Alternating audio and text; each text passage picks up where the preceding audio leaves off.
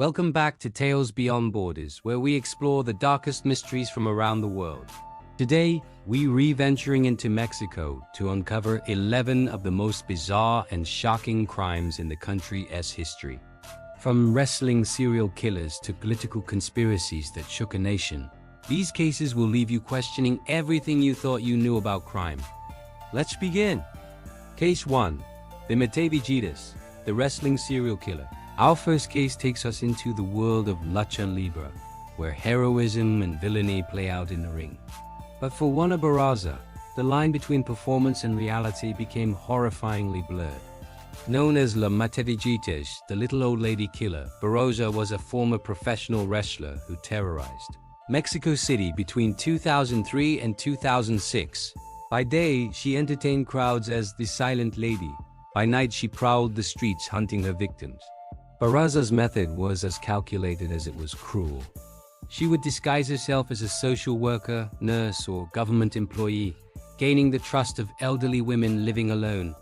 Once inside their homes, she would strangle them with stockings, telephone cords, or her bare hands. Investigators initially believed they were looking for a man, unable to comprehend that a woman could commit such brutal acts. When Barraza was finally caught in 2006, she had murdered at least 16 elderly women, though authorities suspect the number could be much higher. She was sentenced to 759 years in prison, making her Mexico's most prolific female serial killer. Case 2. Adolfo Constanzo, the Narcosatanicos cult leader. In the late 1980s, the border town of Matamoros became the epicenter of one of Mexico's most disturbing criminal cases. Adolfo Constanzo, known as the Godfather of Matamoros, led a ritualistic cult that merged drug trafficking with human sacrifice. Constanzo believed that performing Palo Mayom rituals, a Cuban religious practice he had twisted for his own purposes, would grant his drug cartel supernatural protection and invincibility. His followers, dubbed the Narcosatanicos, carried out brutal ceremonies that included torture, dismemberment, and cannibalism. The case gained international attention when American college student Mark Kilroy disappeared during spring break in the year 1989. His murder led authorities to a ranch outside Matamoros, where they discovered a house of horrors containing mutilated remains of at least 15 people. Constanzo's reign of terror ended in a dramatic shootout with Mexican police in Mexico City. Rather than surrender, he ordered one of his followers to kill him, believing it would grant him immortality. The Narcosatanicos case remains one of the most chilling examples of how superstition and violence can create unimaginable horror. Case 3. The Tamaulipas Massacre, Ghost Town Violence. Between 2010 and 2011, the state of Tamaulipas became the site of one of Mexico's most horrifying displays of cartel violence. Los Zetas, known for their extreme brutality, orchestrated a series of massacres that left entire towns abandoned. The most shocking aspect of these killings wasn't just the scale. Over 193 people were murdered, but the method. Los Zetas would stop buses traveling through their territory and force passengers to fight to the death with hammers and machetes. Those who survived were given a choice: join the cartel as hitmen or die. Entire communities became ghost towns as residents fled the violence. The massacres were so systematic and brutal that they represented a new level of cruelty in Mexico's drug war. Many bodies were never recovered, and families still search for their missing loved ones. The Tamaulipas massacres demonstrated how cartels had evolved from simple drug trafficking organizations into terrorist groups willing to commit genocide to maintain control over their territories. Case 4. Angel Maturino Resendiz, the railroad killer. For over a decade, railway lines across Mexico and the United States became hunting grounds for one of North America's most prolific serial killers. Angel Maturino Resendiz, known as the Railroad Killer, used train routes to travel between his murder sites, making him nearly impossible to track. Resendiz specifically targeted homes near railroad tracks, believing that trains would mask the sounds of his attacks. Between 1986 and 1999, he murdered at least 15 people across both countries, though the actual number may be much higher. His victims ranged from a young couple in Texas to an elderly man in Mexico, showing no pattern except proximity to railway lines. Resendiz often stole jewelry and small items from his victims, but murder seemed to be his primary motivation. The international nature of his crimes created jurisdictional nightmares for law enforcement. He was finally captured in 1999 and executed in Texas in 2006, bringing an end to one of the most wide-ranging serial killing sprees in North American history. Case number 5, the Juárez Ripper and the Femicide Epidemic. Since the 1990s, Ciudad Juárez has become synonymous with one of the world's most persistent and disturbing crimes, the systematic murder of women and girls. What began as isolated incidents evolved into an epidemic of femicide that continues to this day. The term Ripper doesn't refer to a single killer, but rather to the pattern of violence that has claimed hundreds of lives. Young women, often factory workers or students, would disappear while walking home from work or school. Their bodies would later be found in the desert, showing signs of sexual assault, torture, and mutilation. Investigators have identified multiple suspects over the years, including bus drivers, factory workers, and even members of organized crime. However, the sheer scope of the killings suggests a complex web of perpetrators rather than a single individual. The case has exposed deep-rooted problems in Mexican society, including corruption, machismo, and the devaluation of women's lives. Despite international attention and pressure, hundreds of cases remain unsolved, and women continue to disappear in Juárez at alarming rates. The Juárez femicides represent more than just individual crimes. They're a symptom of systemic violence against women that has made the city one of the most dangerous places in the world for females. Case 6. The Zodiac Copycat, Mexico City's Aztec symbol mystery. In the late 1990s, Mexico City police faced a puzzling series of murders that bore an eerie resemblance to California's infamous Zodiac killer case. A serial killer was targeting taxi drivers across the sprawling metropolis, but with a distinctly Mexican twist. The killer would hail taxis, murder the drivers, and leave behind cryptic notes filled with Aztec symbols and references to pre-Columbian mythology. Unlike the American Zodiac, who used modern ciphers, this copycat drew upon Mexico's ancient heritage to create his puzzles. The notes contained references to Tezcatlipoca, the Aztec god of night and jaguars, and included drawings of ceremonial knives and blood rituals. The killer seemed to view himself as carrying out some form of ancient justice or sacrifice. Despite the obvious inspiration from the Zodiac case, Mexican authorities struggled to decode the symbols and understand the killer's motivation. The case went cold after 7 confirmed murders, leaving investigators with more questions than answers. To this day, the identity of Mexico City's Aztec Zodiac remains unknown. Case 7. The Goliath of Ecatepec, a deadly partnership. In 2018, the Mexico City suburb of Ecatepec became the focus of international horror when police arrested a couple responsible for one of the most shocking serial killing sprees in Mexican history.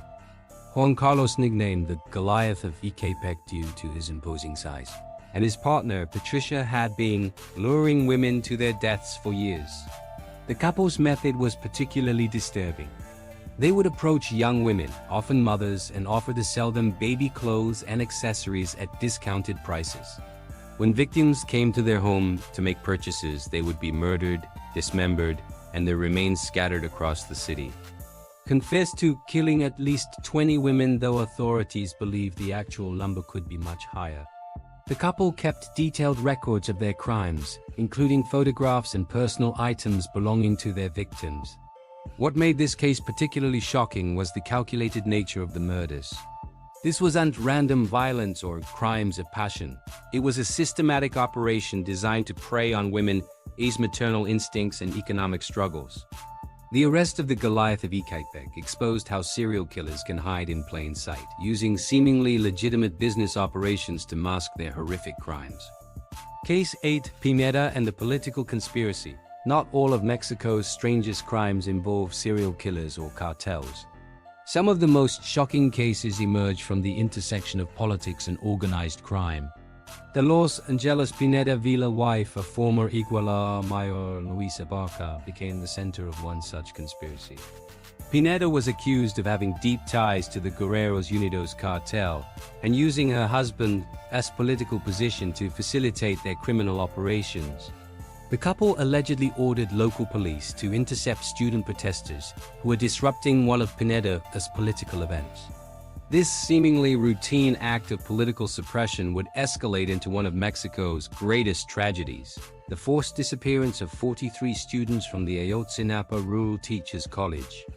The students were handed over to cartel members, who murdered them and disposed of their bodies. Pineda's case demonstrates how corruption can transform local politics into instruments of mass murder. Her alleged involvement in the Ayotzinapa case made her one of the most wanted women in Mexico. Case 9. The Ayotzinapa 43, Mexico's greatest mystery. On September 26, 2014, 43 male students from the Ayotzinapa Rural Teachers College disappeared in Iguala, Guerrero. What should have been a routine protest became Mexico's most infamous missing persons case and exposed the deepest levels of corruption in the country's institutions. The students had commandeered buses to travel to Mexico City for a protest commemorating the 1968 Tlatelolco massacre. Local police, acting on orders from the mayor and his wife, intercepted the students and handed them over to members of the Guerreros Unidos cartel. The official government investigation claimed the students were murdered and their bodies burned at a garbage dump. However, independent investigations by international experts found numerous inconsistencies and evidence of a cover-up involving federal authorities.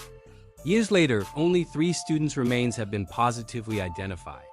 The case has become a symbol of Mexico's crisis of forced disappearances, with over 100,000 people missing nationwide. The Ayotzinapa 43 case isn't just about 43 missing students, it's about a system so corrupt that local, state and federal authorities were willing to participate in mass murder to protect their criminal partnerships. The case continues to haunt Mexico and has become a rallying cry for justice and governmental accountability. Parents of the disappeared students continue their search, demanding answers that may never come. Their slogan, "Vivos se los liberen, vivos los queremos." They took them alive. We want them back alive has become one of the most powerful protest chants in modern Mexican history. Case 10. Daniel Camargo, International Terror. While primarily known for his crimes in Colombia and Ecuador, Daniel Camargo Barbosa's reign of terror extended into Mexico, making him one of Latin America's most feared international serial killers. Between the 1970s and 1990s, Camargo confessed to murdering over 400 people across the continent. In Mexico, Camargo targeted vulnerable women and children, often posing as a helpful stranger or potential employer. His crimes followed a consistent pattern. He would gain his victims' trust, isolate them, and then commit sexual assault followed by murder. What made Camargo particularly dangerous was his ability to blend into different communities across national borders.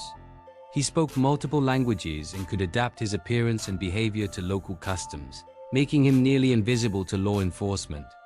Camargo's case highlighted the challenges of tracking international criminals in an era before modern communication and database sharing between countries.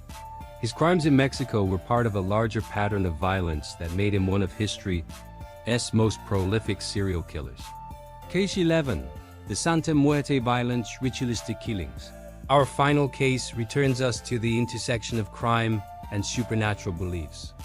Across Mexico, law enforcement has encountered increasingly disturbing crime scenes involving ritualistic killings connected to Santa Muerte, the folk saint of death. Unlike the organized cult led by Adolfo Constanzo, these modern cases involve various criminal groups and individuals who believe that performing human sacrifices to Santa Muerte will grant them protection and success in their illegal activities. These ritualistic murders often involve torture, dismemberment, and the arrangement of body parts in specific patterns around Santa Muerte shrines. Victims are sometimes chosen for specific characteristics believed to make their sacrifice more powerful. The rise of Santa Muerte-related violence reflects the evolution of Mexican organized crime, where traditional Catholic beliefs have mixed with indigenous practices and criminal superstitions to create new forms of ritualistic brutality. These cases demonstrate how criminal organizations continue to adapt and evolve, incorporating spiritual elements into their violence in ways that shock even experienced investigators.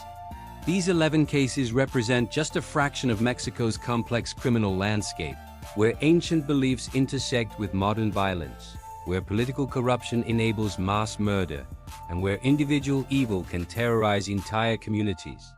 What's your take on these cases? Which ones shocked you the most? Let us know in the comments below. And don't forget to subscribe to Tales Beyond Borders for more incredible stories from around the world. Until next time, stay curious and stay safe.